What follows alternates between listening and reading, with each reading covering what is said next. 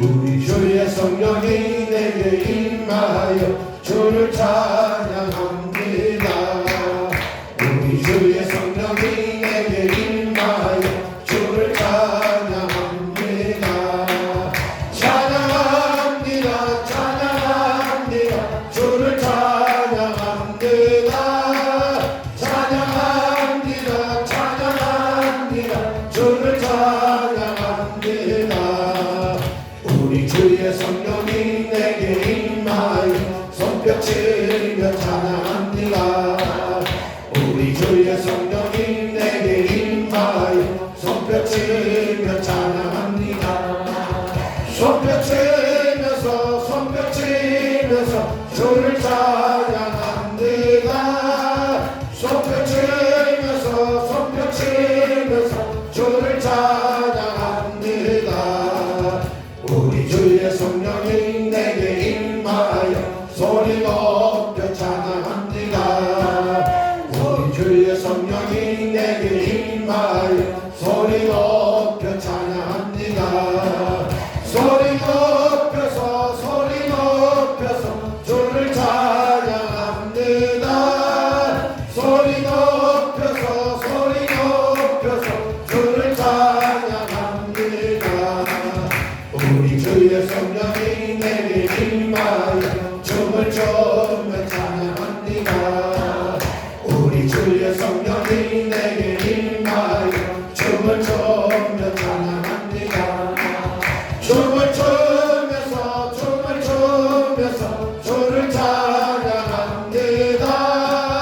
춤을 추면서 주를 찬양합니다.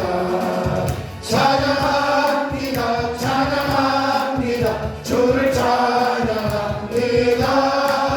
찬양합니다. 찬양합니다. 주를 찬양합니다. 문들아 너희 들어라, 들을지어다 영원한 문들아,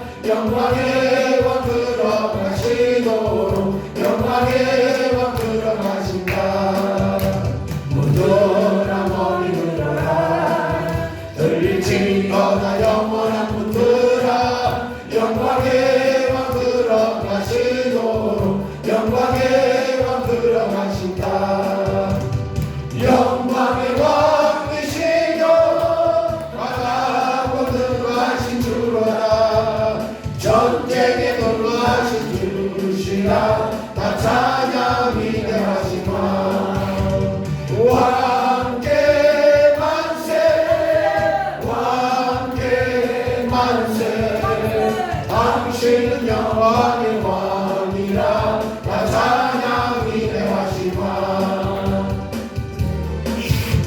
문들아 거리 열어라 들릴지어다 영원한 문들아 영광의 왕 들어가시도록 영광의 왕 들어가신다 문들아 거리 열어라 들릴지어다 영원한 문들아 영광의 왕 들어가시도록 영광의 왕 들어가신다 영광의 왕이시여 강하고 들어가신 주로다 전쟁에 들어가신 주시라 다 찬양이 내 하신 왕께 만세 왕께 만세 당신은 영광의 왕이라 다 찬양이 내 하신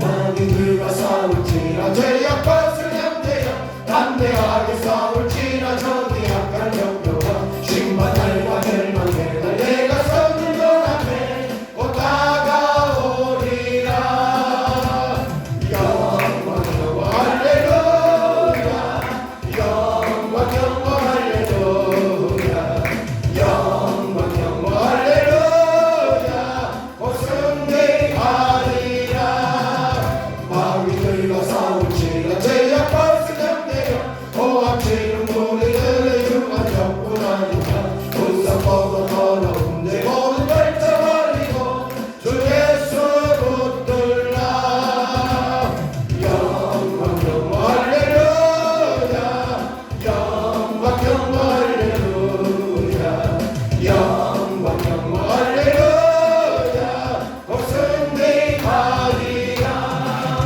마귀들과 싸울지라 죄악받을 양대여 모두 예수 그리스도 그 심판을 벌리고 너를 도와주시려고 서서 기다리시니 어서 나오라 영광 영광 할렐루야 영광 영광 할렐루야 영광 영광 할렐루야 곧 승리하리라 주여 아버지 통성이 다시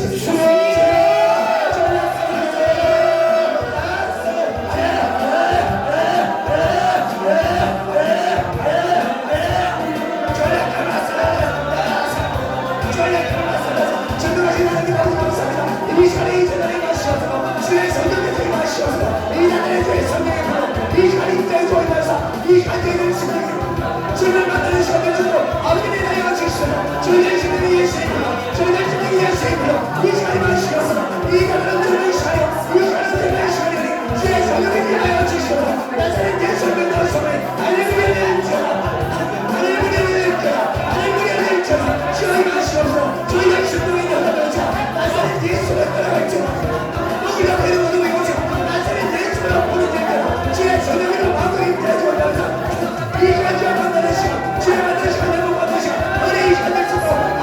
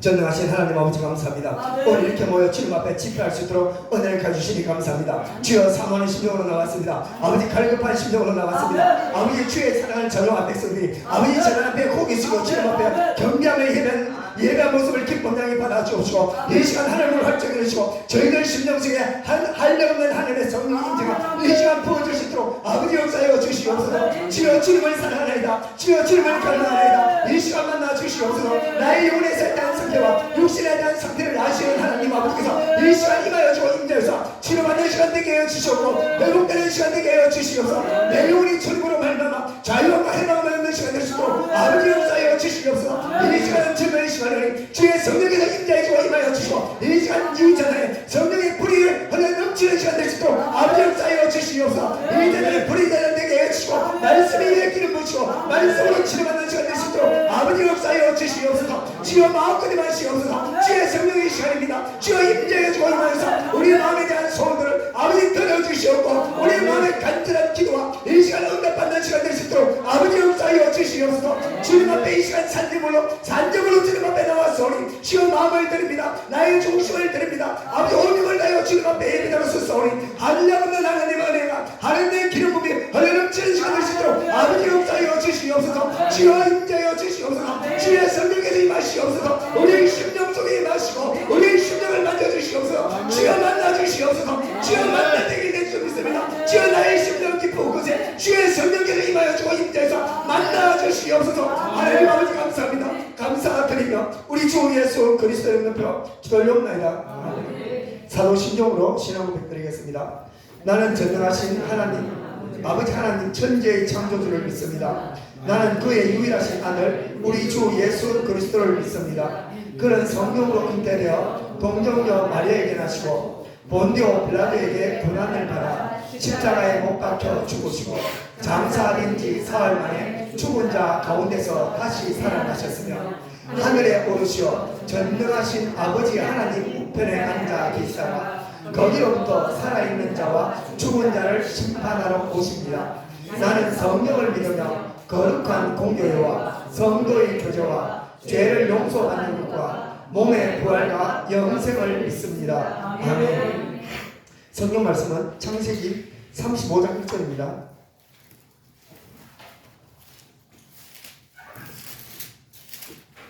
창세기 35장 1절부터 10절까지입니다. 창세기 35장 1절부터 10절까지 한 절씩 교도하시겠습니다. 제가 먼저 읽겠습니다. 하나님이 야곱에게 이르시되 일어나 베델로 올라가서 거기에 거주하며 내가 내 형 에서의 낯을 피하여 도망하던 때에 내게 나타났던 하나님께 거기서 제단을 쌓으라 하신지라. 야곱이 이르되 자기 집안 사람과 자기와 함께한 모든 자에게 이르되 너희 집에 있는 이왕 신상들을 버리고 자기를 전하라고 너희에게 도를 받고 이르라.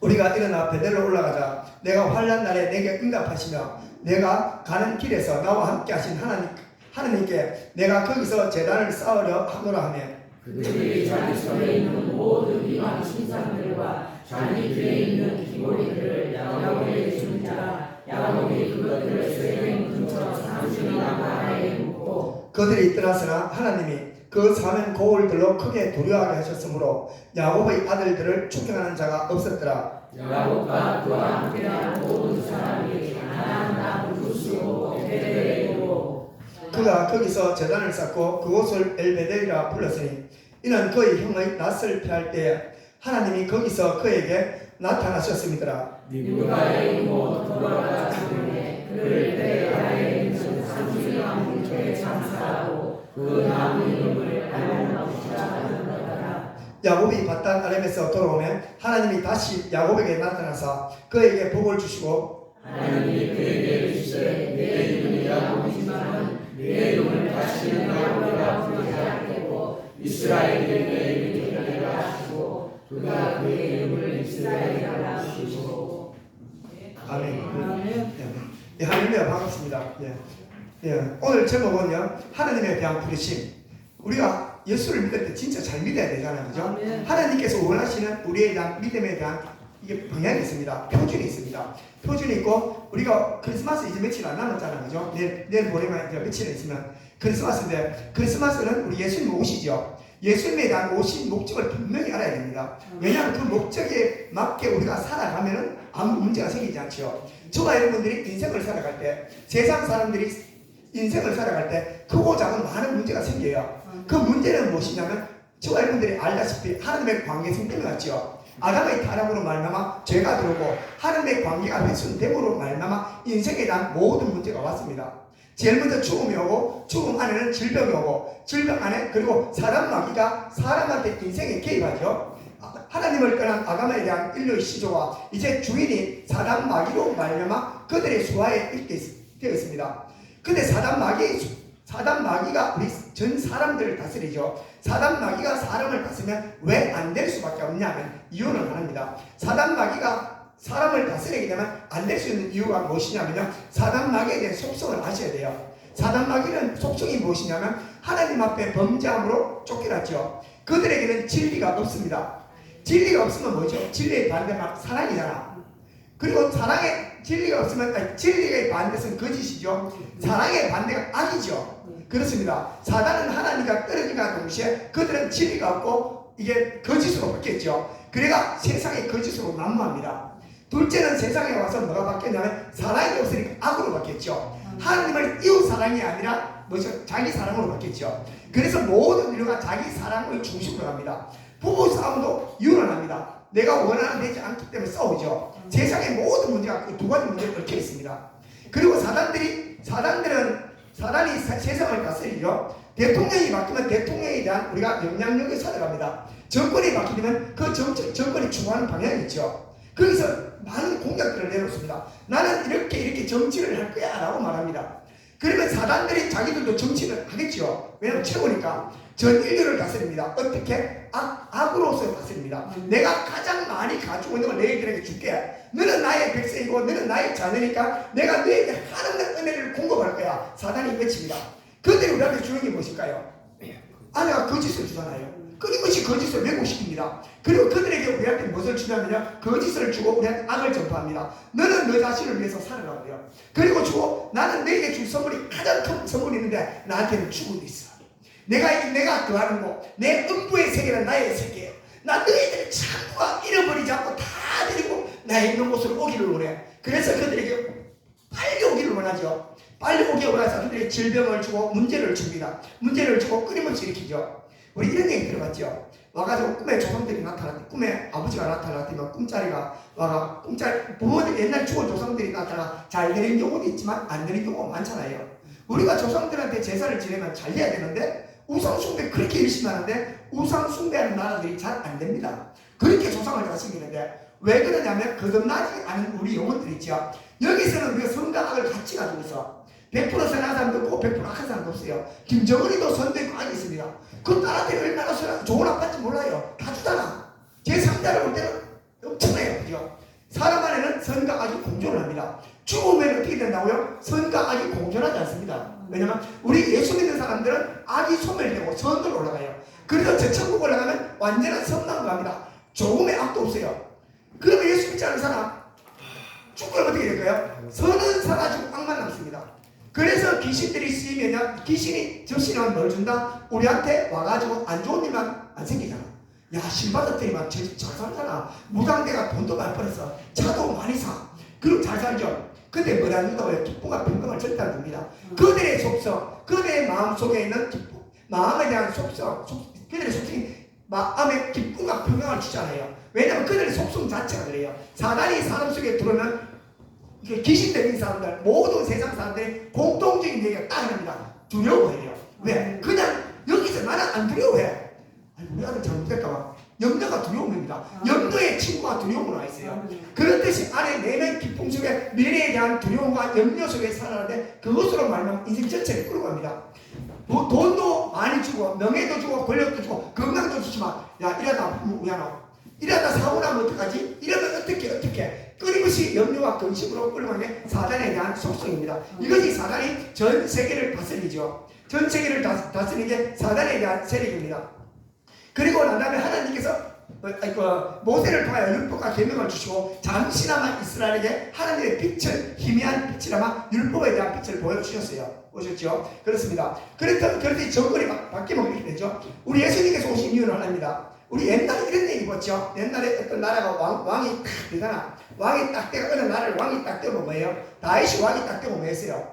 잃어버렸던 나라를 찾아야 하는 거예요. 다윗이 왕이 딱 되는 순간에 블레셋, 아말렉, 이방 족속들이 가서 뭐예요? 옛날에 우리 땅이었는데, 우리 땅 맞잖아. 우리 땅이었는데 가서 어떻게 해요? 우리 땅이니까 야 다윗이 왕이 딱 됐으니까 저 이방 나라에서 다윗은 모르잖아. 얘기만 듣죠. 저 다윗이 누구지? 난 잘 몰라. 저 석분도 몰라. 다윗이 왕이 딱 돼가지고 내가 왕인데 그러면 내 나라를 찾아야 되겠죠. 내 나라를 찾고 그 나라에 내 나라를 찾고 그 나라에 가서 내가 어떻게 이 나라를 통치하는 걸 보여주길 원합니다. 그렇듯이 그렇게 나가서 왕이 되었지만 전쟁에 나갑니다. 내가 왕이 맞아. 내가 왕이 된 왕이지만 내가 전쟁에 갔다 승리에 들어오면 나의 영광은 엄청나잖아요. 그리고 내가 전쟁에 했던 나는 이 나라에서는 뭐예요? 와, 우리 왕이 왔는데 내가 노예에 있는데 왕이 와가지고 나를 구원해줬어. 아, 기뻐. 그리고 난 다음 뭐죠? 왕이 왔는데 와가지고 우리를 짧은 시간 다스리고 갔는데 어떻게?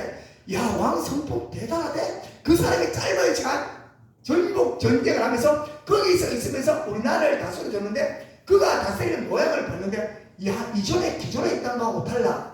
이게 예수님 오신 겁니다. 한마디로 말하면요, 예수님께서는 만왕의 왕이요 만주의 주입니다. 천지를 창조하신 분이 하나님이시고 예수 그리스도의 말씀으로 천지를 창조하셨어요. 그분이 천지를 창조하기 전에도 왕이었어. 왕이신 예수님께서 천지를 창조하셨어요. 그리고 아담과 하와를 에덴 동산에 주고 맡기시고 하셨어요. 그런데 아담의 타락으로 말미암아 우리 전체 인류가 다 사단의 마귀로 갔죠. 우리 주님께서 이제 왕이신 예수님께서 어떻게 해요? 잃었던 왕을 찾으러 가셔야 되겠죠. 찾으러 오시는 방법이 뭐냐면 예수님께서 육신을 믿고 이 땅에 오셨어요. 이 땅에 오셔가지고 예수님께서 오셔가지고 공생애간에 뭘 보셨죠? 나는 왕이야. 내가 어떻게 이 나라를 다스리는지 너희한테 보여줄게 라고 말합니다. 그래서 내가 나라 다스리는 나라는 어떤 나라인지 아니? 라고 하죠. 기존에 다스리는 나라의 방식은 누가 다스렸죠? 사단이 다스렸죠. 사단도 법이 있습니다. 사단도 어떤 법을 다스리냐면 네 맘대로 해. 네가 왕이야. 네가 하고 싶은 대로 해. 너는 죽어도 네가 왕이 돼. 너는 오직 왕이야. 네가 왕이니까 네가 왕이 되기 위해서 다 죽여. 그리고 빼앗고 무시하고 해가 너는 가장 높은 곳에 올라가. 내가 너 안에 들어가서 영광을 받겠다는 이게 사단이 우리 속에 가서 영광을 받았습니다. 그리고 찌리고 뽑고 쌓아가 세상 사람들은 살아가죠. 근데 예수님께서 오셨어요. 너네들 한 번도 하나님의 나라가 어떤 것인지 몰랐죠. 왜냐면 로마에서 다스리다가 와가지고 제국이 바뀌면 모든 게 법이 다 바뀝니다. 이스라엘 나라가 포로에 점령되니까 바벨론의 자기 법대로 이스라엘 나라를 다스리죠. 그랬듯이 기존의 방법이 아니라 예수님께서 공생애간에 오셔서 예수님께서 이 땅에 직접 하나님의 나라를 어떻게 다스리는지를 보여주셨어요. 제일 먼저 뭘 보여주셨냐면요, 공생애가 내 능력이 얼마나 되는지 아니? 라고 보여주시면서 이때까지 구약시대 모세를 통하여 하나님께서 보여주신 게 뭐냐? 구약시대 전체에 대한 기적은요, 자연에 대한 기적이 대부분입니다. 왜냐하면 홍해가 갈라지고요, 그리고 난 다음에 땅에서 반석에서 물이 나고, 그리고 막 요단강이 갈라지고 메뚜기가 오고 메추라기가 생기고 땅에서 어떤 불이 막 쏟아서 열매도 맺고, 이런 자연 기적을 통해서 하나님께서 만드셨죠. 그랬듯이 하나님께서 구약시대를 통해서 하나님의 전능하신 하나님께서 자연을 다스린 하나님, 신약시대 때 예수님께서는 어떻게 해요? 와가지고 무엇을 보여주냐면 하나님은 자연을 다스리는 분은 맞아. 그러나 신약시대 때 와서는 이제 그보다 더한 거, 이제 내가 귀신과 영적 세계를 다스리는 권능과 영적인 권위를 가지신 분을 가르쳤어요. 구약의 수많은 선지자를 통해서 귀신을 한 마리도 못 쫓아보냈잖아요. 그렇지만 예수님께서 오셔서 영적인 세계와 비밀을 보여주고, 예수님께서 친히 뭐라고요? 나는 영적 세계를 다스립니다. 예수님이고 이 지상세계의 물질을 다스리는 분이고, 내가 명령하죠. 귀신이 쫓기라고 병든 몸이 치료되고 회복되는 놀라운 역사를 보여주셨지요. 그리고 와서 예수님께서 공생애간에 다니면서 한 번도 사람들을 정죄하지 않았어요. 끝까지 품어주시고. 사단은 어떻게 봐요? 있는 그대로 보잖아. 사단의 눈은 있는 그대로 보는 게 사단의 눈입니다. 영안이 열리면 영적인 눈이 열린 사람과 영적인 눈이 열리지 않는 사람은 뭐냐면요, 세상 사람들이 보는 현실적인 본이 맹인입니다. 눈에 있는 그대로 보면 맹인이고, 영적인 눈과 시각을 가진 사람들은요, 예수 그리스도의 눈으로 바라보는 사람이 영적인 시각입니다. 우리가 예수를 영접하고 나면 보는 시각이 바뀌잖아요. 예수님께서 우리를 어떻게 봐요? 치료하면 되겠네, 고치면 되겠네. 우리가 볼 때 저런 거 이런 건 도저히 안 될 것 같아. 저 성질 못 고쳐. 하지만 주님께서는 그라사의 광이, 아버지가 고개를 들지, 우리 아들 어릴 때는 그렇게 똘망똘망하지만 우체적에 나갈 때만 좀 이상하게 돼갖고 갑자기 조금씩 이상하더만 혼자 가서 막 뼈가 먹고 돌아다니고, 그래 혼자 배성질이가 도저히 안 돼가 묵가놓고 있으니까 인격이 어떻게 했어요? 돌로 자기 몸을 해줄 때 성격이 난폭하잖아. 지금 엄마 밥상 다들 엎히고 아버지도 없고 딸도 없고 막 엄마 아버지만 하고 소리 괴성 지르고 동네가 창피실 것 같고 못되기다 야. 그런 사람 어때요? 주님께서 가셔서 한 방에 딱 끝내죠. 아멘. 무엇을 의미하냐면 주님께서 손을 대면 인격도 받고 싶다. 그거 주님께서 하셨어요. 그래 공시회견에 오셔서 주님께서 이 세상의 모든 것을 다스리시면서 영적 세계와 물질 세계를 다스리는 걸 보여주시고 하나님께 성품과 인격을 바꿔주셨습니다. 그래서 주님께서 이 땅을 바라볼 때 하나님의 시각과 눈으로 바라보죠. 그러니까 우리는 세상을 바라볼 때 어떤 눈으로 봐야 돼요? 우리가 바라볼 때 내 눈으로 바라보는 현실을 바라보는 사람이 맹인입니다. 우리가 예수 그리스도 믿음을 눈으로 바라보고요, 하나님께서 개입하면 된다는 믿음으로 눈으로 바라보시면 돼요. 이게 영적인 눈이죠. 영적인 눈입니다. 그렇습니다. 예수님께서 공시회견에 수많은 기적과 이적을 행하셨어요. 그리고 예수님께서 와서 그렇게 많은 병자를 왜 치료했을까? 와가지고 그 많은 문둥병자들, 시각장애인들, 그리고 수많은 사람을 치우는 이유가 있어요. 나와줘라고 아니로요. 이유는 합니다. 그들에게 무엇을 해보고 싶었냐면요, 이스라엘 백성들에게 그리스도를 부르신 목적이 뭐죠? 부르신 이유는 딱 두 가지입니다. 내가 너를 낳아서 내 백성 삼아줄게. 그리고 너는 나의 제사장 나라야. 너는 예배로 약속한 언약에 대한 백성이야. 내가 너를 부른 이스라엘, 나는 나의 예배자로 쓰기를 원해 라고 말씀하시면서 예배자를 부르셨어요. 근데 예배자로 쓰시는 조건이 뭐죠? 온전해야 되잖아. 우리가 여자들도 안에까지 못 들어가죠. 그리고 난 다음에 장애 있으면 못 갑니다. 문둥병 격리되어 있죠. 장애인들 제대로 하나님 예배 드릴 수가 없습니다. 늘 소외되어 있습니다. 그들에게 하나님께서 치료하시고 회복하시고, 그리고 난 다음에 그들에게 회복될 때 그대로 들어가요. 하나님 앞에 영광을 올려드리면 하나님 앞에 나가서 예배를 합니다. 하나님 예수님께서 그 땅에 오셔가지고 눈에 보이도록 기적과 이적을 행하시면서 와가지고 사람을 치료하신 이유는요, 너 됐으니까 제사장을 베풀어요. 그래서 하나님 앞에 영광 올려드려 라고 말씀하시면 다시금 예배자로 세우길 원하셨던 게 하나님의 마음입니다. 그래서 예수님께서 이 땅에 오신 이유는 하나입니다. 예배자를 찾으시러 오셨고 예배자로 세우기를 원하셨죠. 그렇습니다. 근데 왜 예수님께서 그렇게 예배를 목숨 걸까? 굳이 그렇게 드려야 되나? 예수님께서 예배가 모자라나? 그렇지 않아요. 하나님께서는 예배를 통하여 하나님께 영광을 받으시는 건 맞아요.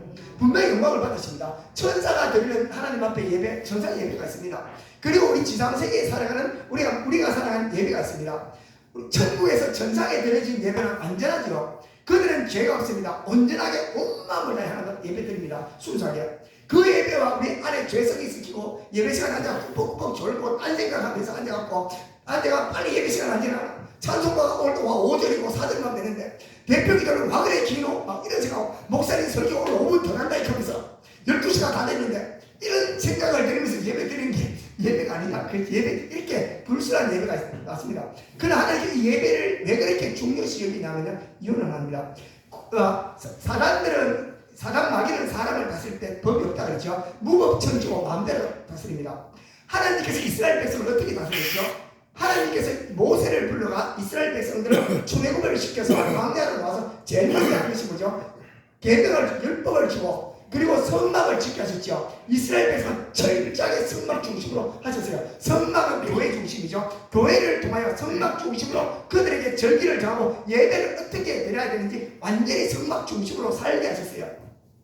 그래서 신약시대 때 와서 우리가 스데반이 구약에 광야 교회라고 말합니다. 교회라고 말하고 하나님께서 이스라엘 백성들의 성막 중심으로 이스라엘들을 이끌어갔죠. 성막의 모임은 뭐예요? 하나님 앞에 속죄 예배를 드리고 그리고 난 다음에 말씀을 선포하죠. 그래서 그들에게 하나님 앞에 성막에서 제사를 드릴 때 그들에게 율법을 강론하잖아요. 율법이 뭐죠? 하나님께서 내가 이렇게 너네를 다스릴 거야 라는 하는 것을 가르칩니다. 그래서 하나님께서 이스라엘 백성들을 불러서 구약에서 끊임없이 율법을 통해서 가르치고, 왕이 되었을 때는 율법과 계명을 경상해서 왕이 끊임없이 읽고 이것을 기준으로 다스려 라고 했는데, 다윗 했고 나머지 왕들은 거의 안 하잖아요. 지 생각대로 다스리잖아. 그래서 나라가 망했어요.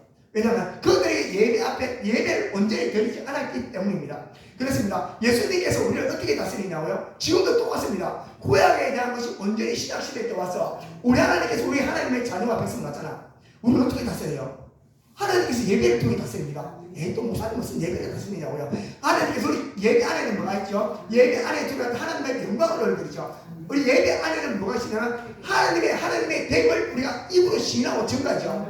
이 예배 안에 뭐냐면 예수님께서 십자가상에서 죽으심을 우리가 기리며 기뻐하며 그분의 영광. 자녀가 아버지 앞에 갑니다. 아버지, 엄마, 아빠 놔두시니까 고맙습니다. 태어나 죽을 때까지 한번 일절마다 와서 엄마한테 켜봐라. 얼마나 기뻐하겠노? 저 일마다 아버지 오늘 왔습니다. 뭐야요? 아버지 내 놔둬서 고맙고요. 키워줘서 고맙습니다. 하면 고맙다. 그래 와가지고 고맙다 그러면, 그리고 야 아들아 와가 내가 살아보이겠네 이래 살아가지. 야 아버지 고맙습니다. 좋잖아. 그런데 이게 안 와가지고 안 오고 오지도 안 하고 와가지고 아버지 얘기도 안 되는 거지. 지 맘대로 살겠다는 거잖아요.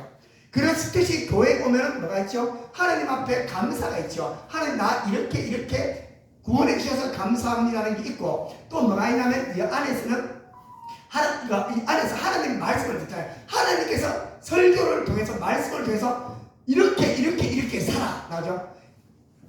그 무식에 말하면 느부갓네살처럼 살지 마. 다윗처럼 살아. 봐. 우리 솔로몬 잘하다가 여자만 내가 배했지. 그러면서 수많은 성경을 통해서 사람들이 앞서간 하나님의 살아있는 삶에 대한 방식을 전해주고, 그리고 시대 때 와서는 네가 자녀들은 어떻게 살아야 될 계명에 대해서 낱낱이 풀어서 설명하죠. 그래서 하나님께서 교회를 통하여 예배를 통해서 무엇을 말씀하냐면 이겁니다. 교육을 합니다. 그래서 하나님께서 사람들을 우리 불러주시고 예배를 위해서 우리를 부르셨습니다. 그래서 창세기 1장 28절에 보면요, 하나님께서 복을 주시고 생육하고 번성하라 말씀하시죠. 생육하고 번성하라 땅에 충만하라 하면서 복을 주시고 뭐냐면 바라크라 그러죠. 뭐냐면 내가 내 예배다니 바라크가 언어로 가면 무릎 꿇어 기도해 나를 높여 라고 말합니다. 제일 먼저 너네들이 나 앞에 무릎 꿇고 기도하고 하나님의 댁을 예배로 섰을 때 나머지는 이루어져 라고 말씀하고 있습니다. 그래서 가장 핵이 무엇이냐면요, 기독교는 예배가 핵입니다. 예수님께서 오신 이유는 하나님의 나라를 세워놨죠. 하나님의 나라를 세워놨고 이제 세워놓으시고, 하나님께서 지금도 마찬가지고 교회라는 것을 예배를 통해서 다스립니다. 내가 내 혼자서 주님 앞에 예배 드려주세요. 예배는 뭐가 있다? 기도가 있고 찬양이 있고 말씀이 있습니다. 이 세 가지가 있어야 돼요. 그리고 주님 앞에 뭐가 있다? 헌금이 있습니다. 헌금 드리기 있어야 돼요. 자, 뭐예요? 자, 아버지야 오늘 내가 일주일만에 아버지 앞에 갑니다. 아버지 낳아주셔서 고맙습니다. 길러주셔서 고맙습니다. 그리고 난 다음에 야야 이리 살아갈 때는 아버지는 돈도 없는데 그냥 왔다 가봐라. 용돈 500만 주고 가지. 그렇겠죠. 그리고 고맙다 그랬으면, 야 고맙다 그랬으면 뭔가 있어야 될 거 아이가. 내가 네 키운다고 얼마나 투자를 많이 했는데, 네 키운다가 20살 때까지 내가 경제를 다 털어냈는데, 대학 따줬는데 입만 쑥 닦고 가면 부모 마음이 어떻겠어요? 속이 상하죠. 그래서 아버지 자식 이야기합니다. 아버지야 내가 아버지를 기쁘시게 하려고 얼마나 노력하는지 압니까? 그러네. 아버지 내가 말씀대로 진짜 삽니다. 내가 아버지를 위해서 열심히 삽니다. 근데 니는 사는데 나한테 아무것도 없나 떨어지는 거야. 살았으면 떨어지는 게 있어야 될까 해요. 내가 주님을 위해 살겠습니다. 밖에 가서 열심히 삽니다. 아니 나를 위해 살았대. 야 네가 나를 위해 살았으면 뭔가 나한테 떨어지는 게 있어야 되잖아. 그죠? 말로만 하지 말고 내가 주님 앞에 드려짐 있죠. 헌금에 대한 개념이 잠깐 설명하면요, 우리가 주님 앞에 주님을 위해 살겠습니다 라고 말합니다. 주님을 위해 살겠습니다 라고 우리 열심히 살아가잖아요. 열심히 살아갑니다. 사실은 열심히 삽니다 라고 말하면서 내가 다 먹고 내가 다 싹 닦잖아. 싹 닦고 없어. 근데 주님 앞에 가서 빈손으로 온단 말이야. 근데 예를 들면 집에 여기 와서 내가 도일 때 만원짜리 한다고 딱 내잖아요. 그러면 문제가 틀려져요. 그 만원이잖아. 그러면 내가 노동의 대가가 하루 종일 일해서 만원을 못 돼요. 하루 종일 내가 일해서 돈 만원 벌면 만원 안에 하루에 내가 노동이 하나님 앞에 드려지는 겁니다. 이게 드려집니다요. 그래서 여기서 우리가 돈으로 환산되고 구약시대 때는 양으로 환산되죠. 그리고 하나님께서 아브라함이 가장 큰 것을 바쳤다고 말하죠. 아브라함이 제일 많이 투자한 게 누구였어요? 이삭입니다. 왜냐하면 10몇 살 때까지 돈 투자했죠. 그러다가 돈도 그거 키우려면 얼마나 잘 미기겠노. 날마다 미기고 입히고 제일 막 양보다 끊임없이 입히고 미기가 투자가 엄청나게 야 하나 키우면 내가 돈이 10억 들었어. 그러고 난 다음에 그에게 10억 들었죠. 그리고 그다음에 그것만 줬나? 내 마음을 다 줬잖아. 그래서 하나님께서 이삭을 바라라 했을 때 가장 귀하게 받으셨어요. 왜냐하면 그것은 이삭이 아니라 그 안에 노동에 대한 가치, 내 삶 전체가 됐죠. 왜냐하면 그를 키우려니까 내가 먹을까 먹고 입을까 먹고 그 다 투자했더라. 그래 이삭 한 사람이 아니라 그 안에 노동의 가치로 따지면요, 아브라함의 10년의 삶을 갖다 부었을 거라마. 그 돈으로 환산할 수 없죠. 그래서 이게 예배에 대한 개념을 이렇게 정리하셔야 돼요. 그래서 하나님 앞에 나와서 우리가 예물을 드린다는 것은 무엇을 의미냐면요, 내 삶을 드리는 겁니다. 그 돈 안에는 뭐냐면 내 삶이 있잖아. 내 노동에 피눈물이 있고 내 삶이 있고 노동이 있죠. 애씀이 있죠. 내가 하는 삶이 들어져요. 예를 들면 하나님과 돈 없고 몸으로 띄워올게요. 교회 3일 청소하면 돼요. 3일 청소하고 여기서 먹고 자고 3일 청소하면 되는데 3일 밖에서 돈 벌면 3만 원 벌잖아. 3만 원 주면 3일이랑 똑같아요. 그러니까 뛰라는 거야. 야, 내가 아버지 3만 원 내가 가야 되는데 못 가니까 돈으로 줄게. 돈 주면서 목사님이 와갖고 대신 이 3만 원짜리 다른 걸 사가 쓰라고 막. 아니면 교회에 차가 필요합니다 라고 말하죠. 아버지 내가 차 하나 만들어 줄게요. 내가 차 하나 만들기 10년 동안 차 용접해가 만들어 갖다 주면 되냐. 근데 사주면 더 쉽잖아, 그죠? 그 돈으로 주면 돼요. 그런데 내가 몸으로 와서 내가 차를 똑같이 만들어 주는 거나 내가 와서 내가 10년 동안 차 하나 만들어 줘도 돼요. 그럼 하나님 받으세요. 그런데 이것을 내가 돈으로 벌어서 환산해 주면 하나님께서 받으시죠. 그런데 하나님께서 무엇을 원하냐면 예배하는 기도가 있고 찬양이 있고 말씀이 있어요. 하나님께서 이 예배를 통해서 우리를 다스리십니다. 그래서 예수님께서 오신 목적은 딱 하나예요. 우리를 예배로 회복시키러 오셨어요. 그래서 예수님께서 예수님이 이 땅에 오셔서 내가 어떻게 하나님의 나라를 다스리는지 보여줄게 말하죠. 뭘 보여주냐면 하나님의 나라는 진리야 라고 말하죠. 진리가 무엇이죠? 진리는 가장 바르잖아. 세상에 가장 바른 게 뭐죠? 사랑입니다. 가장 바른 게 뭐냐면 가장 완벽한 가장 올바른 게 세상은 진리잖아. 하나님의 나라는 사랑으로 들어가 있어요. 하나님의 속성은 사랑이고 그것을 다른 말로 하면 사랑을 다 다른 말로 하면 진리죠. 그러면 사랑에 대한 가장 완벽한 기준이 뭘까? 천차만별이잖아. 자식 사랑도 있고 있잖아. 그것이 예수님께서 이 땅에 오셔서 그 사랑의 기준을 보여주셨어요. 그 사랑의 기준이 뭔지 아니?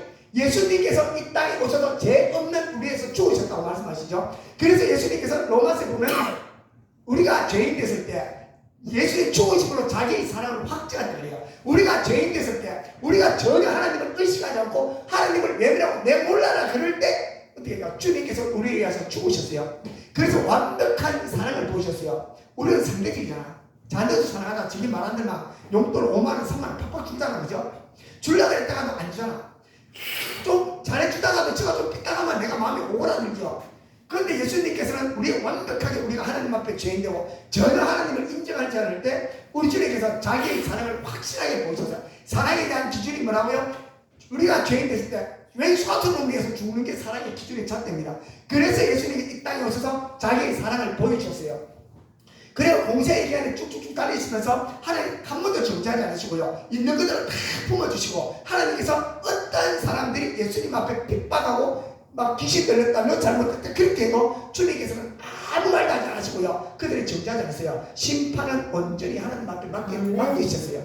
이게 예수님께서 공생의 기간에 보여주셨던 삶에 대한 진리에 대한 방법이고 예수님이 이 땅에 오셔서 이렇게 하나님의 나라 내 백성은 이렇게 다르실 거야 라고 말하죠. 그래서 우리가 수많은 죄들을 짓습니다. 마음속에 수많은 죄를 지을 때 주님 앞에 나와서 기도하면 하나님께서 사랑 때문에 오잖아, 그죠? 내 죄를 용서해 주시고 십자가 사랑 때문에. 그래서 우리가 하나님의 십자가 사랑을 경험하면 눈물을 통곡하면 거기에 사랑으로 말미암아 무엇이 바뀐다? 성품이 바뀌고 인품이 바뀌고 바뀌죠. 우리가 맞아서는 절대 안 바뀝니다. 맞아서는 단지 죄를 눌러놓을 뿐이죠.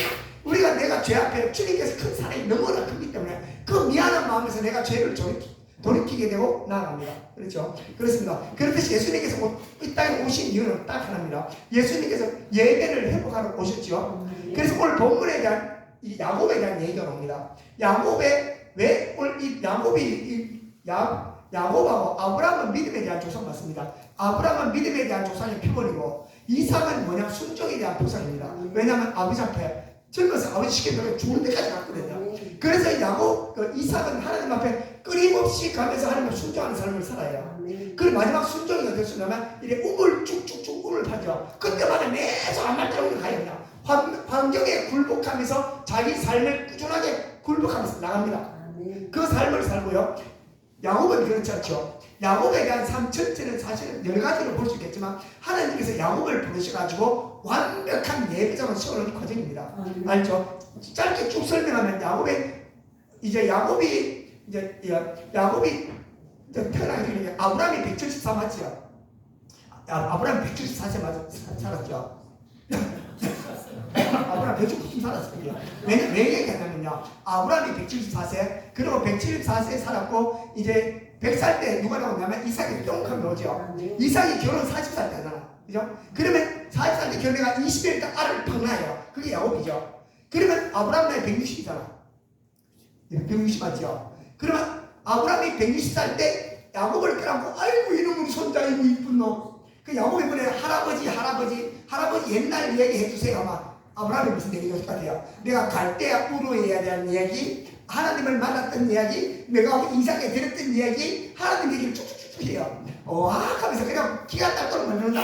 하나님에 대한 얘기, 예배에 대한 얘기 듣죠. 그러고 난 다음에 그 야곱이 아버지한테 무슨 얘기를 했겠어요?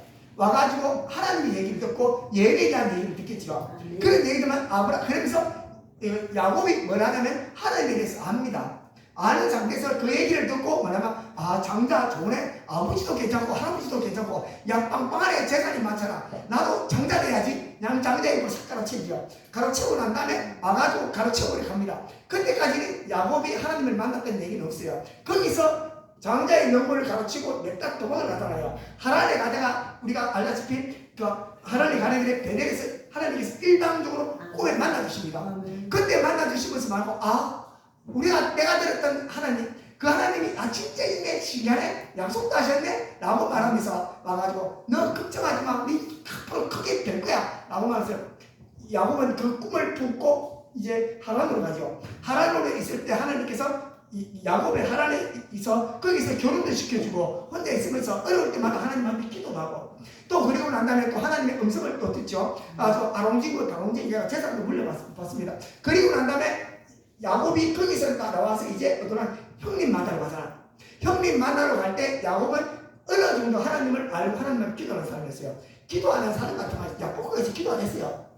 내가 또 도망갔다. 왜냐 기도할 줄 아니까 야복강에서 하나님 앞에 뿌리를 뽑잖아. 그것도 말씀을 붙들고 야복강에서 하나님 살려달라고 앉아 뿌리를 뽑고 기도합니다. 뿌리를 뽑고 기도해서 응답을 받죠. 하나님께서 응답을 딱 받습니다. 그래 야곱은 응답을 받을 줄 알고 하나님 음성을 들을 줄 알고 임재를 아는 사람이었어요. 거기서 어디로 가냐면 숫곳으로 가죠. 숫곳으로 가서 거기서 있습니다. 그리고 난 다음에 거기서 비나단 사건으로 말미암아 엄청나게 문제가 생기잖아요. 하몰 악을 그걸로 이래가지고 세겜 교소 문제가 생깁니다. 그리고 난 다음에 레이하고 시몬이 다 죽임으로 말미암아 엄청난 어려움이 오죠.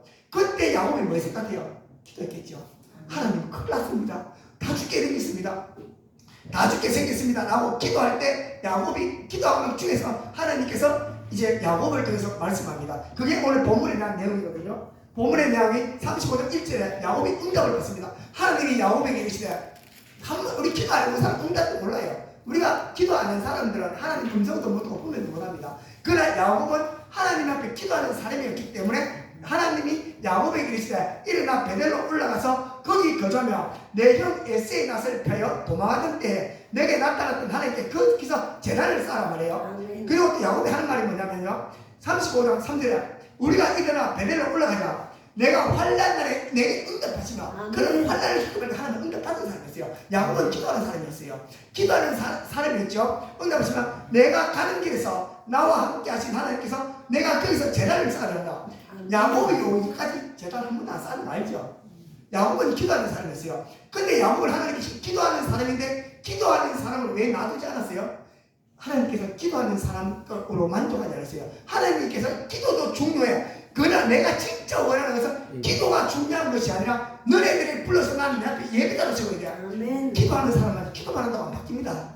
우리가 많은 사람들이 보면 신앙도 보면 무신론로 옵니다. 이게 교회 안 오실 분도 계세요. 혼자 예배 드리시면 계시거든요. 혼자 하시는데 이게 성경에서는 정확하게 말해요. 야곱이 하나님 앞에 기도하는 사람이었지만 하나님께서 왜 야곱을 통해서 연단과 훈련을 시키고 여기서 응답을 하신 하나님만 만나게 하는 것이 아니라 여기서 한 걸음 더 나가서 예배당을 세워요. 아멘. 하나님께서 원하시는 삶이 이겁니다. 왜냐하면요, 우리가 예배 안에 뭐가 있죠? 말씀이 있습니다. 우리의 수많은 문제 있죠. 기도도 모릅니다. 왜냐하면요, 기도는 뭐냐면 대부분이 내에 대한 간구로 이루어졌어요. 필요에 대해서 야곱이 이때까지 올 때 뭐였어요? 내가 야복강에서 형님 때문에 기도했죠. 그 전에 여러 가지 문제 있을 때마다 야곱은 기도했단 말이야. 응답을 받아서 하나님 어떤 문제를 안단 말이야. 그래, 인생에 대한 해답은 뭘로? 말씀으로 옵니다. 이 말씀을 들을 때 인생에 대한 해답을 찾을 수 있고, 이 말씀을 들을 때 하나님의 인생을 이끌어가는 경륜들을 알아갈 수 있어요. 그래, 기도만 하면 내가 이기적인 신앙식으로 치우칠 가능성이 굉장히 많습니다. 그래서 하나님께서 말씀을 통해서 우리를 바꾸죠. 기도하면 내가 육신에 대한 세상 사람 기도 우리가 그만이에요. 무속인들 가만히 엄청나게 기도해요. 그들은 왜냐하면 세상을 향해 가잖아. 우리는 예배를 통해서 예배 말씀을 통해서 뭘 바꾸죠? 생각과 의식이 바뀝니다. 아멘. 기도 많이 하면 많이 바뀔까지요? 바뀌잖아요. 말씀을 가지고 기도할 때 의식과 생각과 사고가 바뀌어요. 아멘. 사람들이 무식한 사람들이 바뀌는 거, 인격이 바뀌는 거 기도로 바뀌는 게 아니고 대부분이요, 말씀이 들어와야 거기서 시작이에요. 말씀이 들어와서 이것이 내 안에 들어와서 체질화되고 의식과 생각이 바꾸는 방법이 기도거든요. 그래서 우리가 말씀을 들을 때 의식과 생각이 바뀌어요. 우리가 수많은 말씀을 들을 때 뭐가 바뀌냐면요, 소망이 바뀌잖아. 생각이 바뀌잖아요. 마음이 바뀌잖아. 이게 바뀔 때 하나님께서 원하시는 삶이에요. 왜 그래 하나님께서 우리를 바꾸시기를 원하냐면요, 우리 하나님의 나라는 이 땅의 나라하고 달라요. 이 땅의 모든 나라의 삶은 그냥 사단 마귀가 다스리는 나라예요. 그래서 지하에 지옥에 가면요, 그들은 욕망의 나라라고 그래요. 그들을 가면 욕망의 나라, 자기만 알아. 어느 한 지옥에 가면 음란한 것들만 버글버글하게 있고요, 어떠한 곳에 가면 시기한 것들만 버글버글하게 모여있어요. 어떠한 곳에 가면 자기 자신의 욕망을 추구하는 것들만 잔뜩 모여있다고요. 왜냐면 그들은 사단들이 다스린 나라에서 길들여져 있기 때문에 그들은 자기들이 사단이 주는 나라에 가면 가장 안전한 곳에 머물 수 있어요. 우리 하나님께서 말하고 우리가 가야 될 하나님의 나라는 어떤 나라? 사랑의 나라잖아. 지금 눈에 보이는 이 나라하고 다른 나라인데 그 나라 같은데요, 성경에서 기록된 대로 하나님의 말씀대로 살아야 되는 나라입니다. 이건 기도로만 이루어지는 것이 아니라 예배 안에서 하나님을 경배할 때, 주의 이름을 높일 때 뭐가 온다고요? 하나님의 한량한 은혜가 우리 심령속에 부어지죠. 뭐가 온다고요? 말씀을 지켜야지. 말씀 따라 살아야지. 내가 말씀에 순종해야지. 기도해야지 하죠. 그리고 또 기도할 때 뭔데요? 내가 생각이 바뀌고 마음이 바뀌고 내가 말씀이 내 안에서 살아 운동이 있게 여기서 할 수 있는 그런 일이 되어져요. 그래서 하나님께서 우리 예배자로 부르셨다는 것입니다. 그래서 하나님께서 부르죠. 일어나 베델로 올라가서 거기 거주하며 내가 내 형 에서의 낯을 베어 도망하는 때 내게 나타났던 하나님께 거기서 제단을 쌓으라 말이죠. 올라와서 거기 거주하라 말하는데 뭐냐면요, 너 와서 예배 자리에 있어서 예배 중심으로 살아라 것이다. 베델 중심, 예배 중심으로 이제 살아라 라고 말씀하시고요. 그리고 제단을 쌓으라는 게 뭐냐면, 우리가 예배하는 뭐가 있죠? 회개가 있잖아요. 우리 중요한 것은 제단을 쌓으려면 이때까지 야곱이 하나님 앞에 기도만 했지 제단을 쌓잖아요. 제단에 가면은 뭐냐면 동물을 잡아서 올라 피해 대한 제단이 있습니다. 그 안에는 회개가 있습니다. 우리가 예배 드릴 때 회개에 대한 고백을 하고 하죠. 그래서 우리가 예배 드릴 때 주님 앞에 죄에 대한 숙제에 대한 예배가 있다는 것입니다. 그래서 예배 안에는 우리가 회개도 있고 말씀도 있고 있듯이 하나님께서는 이것이 있어야지만 우리 안에서 역사할 수 있는 조건들이 되는 것입니다. 그렇습니다. 그렇듯이 우리가 기도도 중요하지만요, 기도에만 충실히 있을 것이 아니라 가장 본질적인 것 무엇부터 예배 중심의 삶을 살아가야 돼요. 그래서 하나님께서 야곱을 이렇게 올라와서 베델로 올라오라 말씀하시고요. 그리고 야곱이 베델로 올라갑니다. 베델로 올라가서 그곳에서 제단을 쌓습니다. 제단을 쌓고 나면 하나님께서 거기서 뭐라 말씀하시냐면요, 35장 9절에 그가 야곱이 바단 아람에서 돌아오면, 야곱을 하나님이 바단 아람에서 돌아왔다는 얘기하거든요. 사실 숫곳에서 왔거든요. 무엇을 말하냐면, 야곱아 너 세상에서 이제 돌아왔니? 라고 말해요. 이제 너가 세상에 이제 돌아왔다라고 말해요.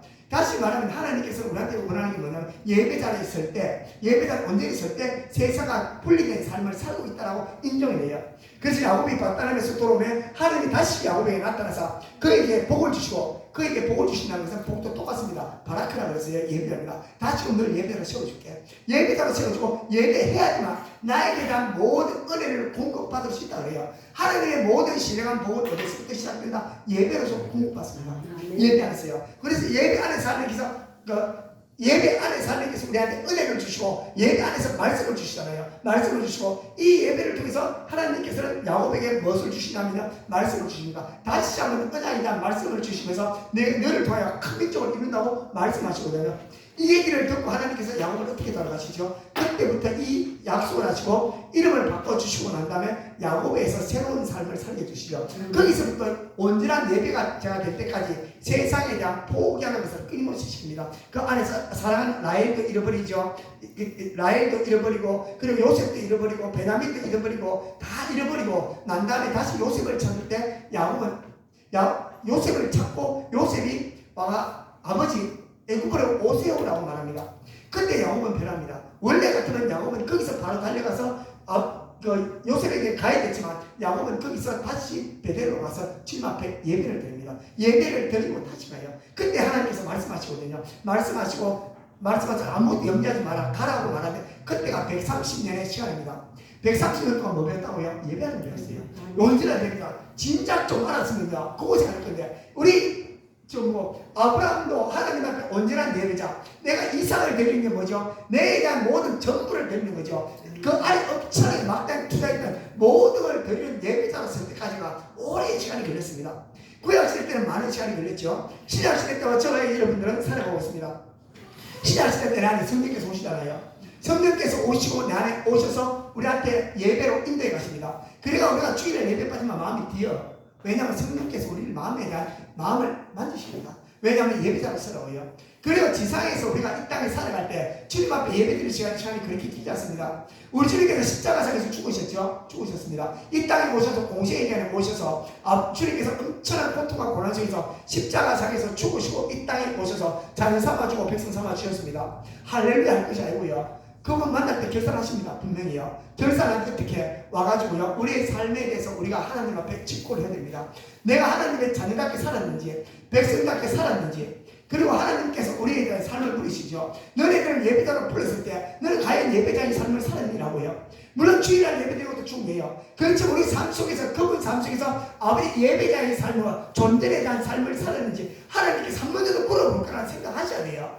사람들은요 다 잊어버리게 해요. 대충 살다가 죽으라 그러죠. 하지만 우리는 깨어있는 사람은 그렇잖아요. 예수님께서 공시의 기간에 깨어있었잖아. 왜? 늘 주님 만날 내가 십자가상에서 죽으시고 주님 앞에 하나님 앞에 서시는 예수님을 생각하시면서 그 길을 들어갔어요. 그랬듯이 우리가 마지막 우리가 주님 앞에 갈 날이 때가 되면 갑니다. 얼마 전에 며칠 전에 조카가 결혼식을 했어요. 조카가 결혼식하고 우리 가족 사진이 딱 쉽잖아 그죠? 그러면 우리가 조카를 찍고 우리가 대스가 찍죠. 내가 계속 30년 후야 누구도 죽고 없고 누구도 없고 누구도 없고 야 몇 명 남았겠노. 내 결혼식 사진을 보면 그래요. 죽고 권사님 죽고 다 죽었네. 이제 내 밖에 없네. 그날 옵니다 그래도요. 깨어있는 사람은요 진짜 깨어있는 사람은요 주님 앞에 섰을 때 내 모습을 생각하셔야 돼요. 성경에서 원하는 게 무엇이고 우리 주님께서 오시는 목적은요 우리를 예배자로 세우기 오셨어요. 첫 번째 주님 앞에 나와서 예배자로 서시기를 원하시고요. 그리고 주님 앞에 살아갈 때 하루의 삶이 주님 앞에 존재의 삶이 있죠. 존재의 삶을 살아가기 원하신다는 것입니다.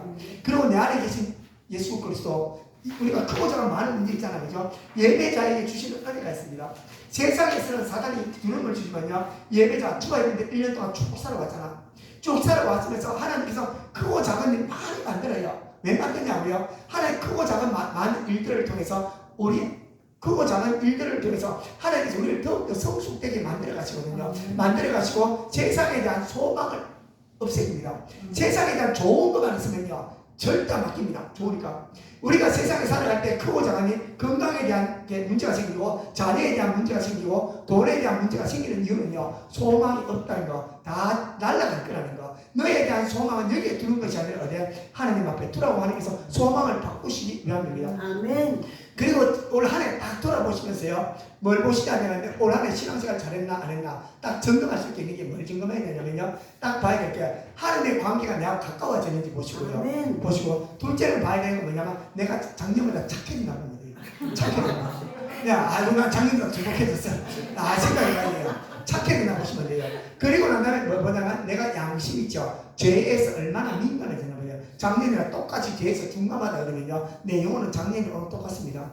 그리고요, 그렇듯이 하나님께서 무엇을 원하시냐면 예배를 통해서 말씀을 통해서 의식과 생각을 바꾸시고요, 내면을 바꾸시는데, 우리 영혼이 살아난다, 깨어난다, 우리 영혼이 성숙한다는 것은요, 죄에 대해서 민감해지고, 사도 바울이 얘기하잖아요. 이제 양심이 내가 선한 양심을 따라 살아갔다라고 얘기하죠. 그런데 자기는 양심에 대한 증거가 있다 그러듯이 우리가 신앙이 깊어지면 깊어질수록 죄에서 점점 민감해지고요. 그리고 난 다음에 또 조금 더 하면 하나님 앞에 신앙이 깊어지면요, 주님에 대한 사랑하는 마음이 커지고요, 소망이 땅에서 위로 올라갑니다.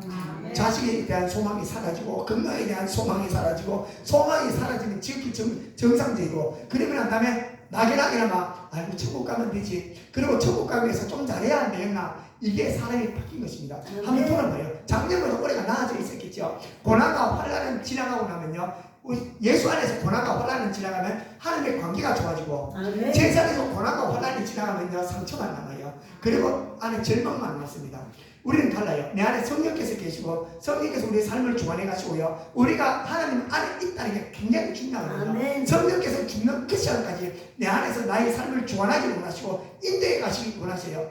그리고 세상이 아무리 어렵고 힘든 일이 있다 할지라도요, 내 안에 있는 분이 세상에 있는 어떤 것보다 크고요, 우리 하나님이 사도 바울이 정의를 참 잘 하세요. 사도 바울이 가면서 도상에서 예수님 만났잖아. 만나가지고 육신으로 내가 못 만나고, 내가 육신으로 핍박할 때 사람으로 봤지만, 내가 다메섹 도상에서 예수를 딱 만나고 출입을 받는 모습이 어떤 모습인지, 딱 어떤 모습인지를 설명해 놓았는데요. 골로새서 1장 15절에 그는 보이지 않은 하나님의 형상이라 말해요. 내가 받는 예수님은 하나님의 형상이라 말하고요, 모든 비조물보다 먼저 나심이라 말하고, 만물이 그에게 창조되고 하늘과 땅에 보이는 것들과 보이지 않는 것들, 보이는 것들이 뭐죠? 눈에 보이는 세계죠. 보이지 않는 것들 어떻게 말해요? 올라가잖아요. 지금 삼성지 올라가보니까 보이지 않는 영적 세계, 그분이 다 만들었대. 예수님이 와 이렇게 올라가 보니까 뭐였더라? 천사들이 엄청나게 많대요. 그 천사를 보니까 와, 천사도 직급이 있더래. 그래가 물어봤어. 저 제일 큰 천사 누군데요? 했더니 제일 큰 천사가 누구냐면요, 혹은 왕권들이라고 하는데, 왕권들은 여기서 원어에 가면 제일 높은 천사래요. 제일 높은 천사, 하나님의 보좌 옆에 가장 옆에 가까이 있는 천사를 말합니다. 그리고 왕권들이나 주권들은 자연 현상을 다스리는 천사. 예수님이 막 하나님께 천국 가면 땅도 다스리고 왔다 갔다 안 해요. 천사 놔두고 말 한마디 다 해요. 뭐 와가지고 예수님 하나님이 막 왔다 갔다 하면서 가지고 앉아갖고 천사 눈먹고 버리 천사가 치 이래서 이러지 마. 예수님이 칼 들고 나서 야 돌려갖고 이게 아니야, 이렇게 생각하면 안 돼요. 눈 번쩍하니 사단이 쭉 떨어졌어요. 번쩍하니 사단이 쭉 떨어졌어. 칼대가 막 싸우 이게 아니야 생각해. 그래 예수님이 하나님인데 툭하니 사단이 불키면 어둠이 시원하게 되시죠. 그렇게 됐어요. 그렇듯이 주권들은 이제 자연 현상을 다스리는 천사고요, 통치자들은 개인을 돕는 천사들을 얘기합니다. 그리고 권사자들은 개인의 흥망성쇠를 다스리는 영이라고 말하거든요. 그래서 사도 바울이 골로새서 1장 16절에 왕권들이나 주권들이나 통치자나 권세들이 다 만물이 다 그로 말미암아 그를 위하여 창조되고, 또한 그가 만물보다 먼저 계시고 만물이 그 안에 섰다라고 말씀하시거든요. 그분이 누구라고요? 예수 그리스도. 그분이 성령이고 그분이 내 안에 계세요. 그러니까 고난과 환난이 나도 염려할 필요 없어요. 내 안에는 예수님만 붙들고 주님께서 뭐 준다? 고난과 염려와 환난 속에서 그분이 평강을 줘요. 왜냐하면 그분께서 평강을 주시거든요. 왜냐하면 우리 안에서 고난과 환난이 나도 그분께서 나의 심령 속에 오셔서요, 기도하면요, 세상이 그렇게 왔지만 나는 평강을 주시고 이길 수 있는 담대함을 줘요. 우리 안에 세상을 이길 수 있는 힘을 내서 내 마음입니다. 환경은 여동쳐도 주님께서 기도할 때 마음이 평강해지죠. 그래서 우리가 세상 살아갈 때 환경은 끊임없이 여동치지만요, 주님께서 주시는 참 평강을 주기를 원하고, 그 평강이 하나님의 나라가 내 안에 있습니다. 내 안에 들어있고, 저와 여러분들 또 한 주간 살아가실 때요, 내 안에 예수님이 계십니다. 그리고 내 안에 예수님께서 원하시는 건요, 주님의 교회 공동체 안에 와서 예배 드리시기를 원하시는 게 하나님의 첫 번째 뜻이고, 그래서 하나님께서 예수님이 오셔갖고 내가 성전을 세우러 왔다라고 말하잖아요. 그리고 밖에 나가서는 내가 예배 중심, 하는 예배자의 삶을 살아내시고요, 살아내시고 그럴 때 우리의 삶에 하나님이 풍성하게 부어주십니다. 근데 저와 여러분들 한 주간 살아갈 때 예배자, 진정한 예배자의 삶을 살아가시기를 저와 여러분 되시기를 예수님으로 축원합니다. 네, 기도하겠습니다. 전능하신 하나님 아버지 감사합니다. 우리 주님께서 예배자로 부르시고 예배자로 만들어가신 주님, 이때까지 수많은 세월 동안 아버지 내가 내 자신을 위해 살아왔습니다. 아버지 용서하여 주시옵소서. 이제 다시금 시작합니다. 2026년 한 해 아버지 온전한 예배자로 서게 하여 주시옵소서. 주님의 공동체 안에서 예배자로 서게 하여 주시고 삶 속에서도 예배자의 삶을 살아갈 수 있도록 아버지 역사하여 주시옵소서. 내 안에는 성령께서 일어나시어 나를 붙들어 주시고 온전한 예배자의 삶을 살아가며 하나님의 존재의 삶을 살아갈 수 있도록 아버지 역사하여 주시옵소서. 세상의 고난과 환난이 북파가 다 존재할지라도 주님의 집안에 있으면 아버지 아무런 걱정할 것이 없으니 날마다 나의 중심과 나의 영혼은 하나님의 집안에서 거하며 살아가오니 하나님의 도우심 속에 살아가기를 원합니다. 아버지 도와주시옵소서. 또한 주여 이 시간 찬양과 기도할 때 우리 주의 성령께서 임재해 주고 임하사 우리의 병든 몸을 치료해 주시고 우리의 상한 심령을 치료해 주시고 주의 성령께서 각 사람 머리에 임재해 주고 임하사 만나는 시간, 치유받는 시간, 회복받는 시간 될 수 있도록 아버지 역사하여 주옵소서. 감사드리며 우리 주 예수 그리스도의 명으로 기도를 합니다. 아멘.